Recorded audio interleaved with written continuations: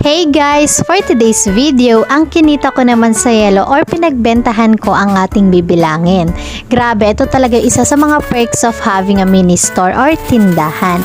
Kasi kahit ano pwede mong ibenta at walang katapusan ang kitaan. At dahil magsa-summer na nga, syempre yelo na naman ang papatok sa atin.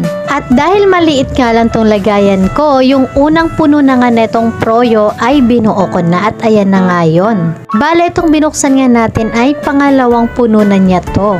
Ayan, lit lang kasi nung aking lagayan. So yung bills natin is worth, ayan, ito natin bills natin 1, 2, 3, 4, 5, 6, 7, 8, 50 850 po yung bills natin. Grabe!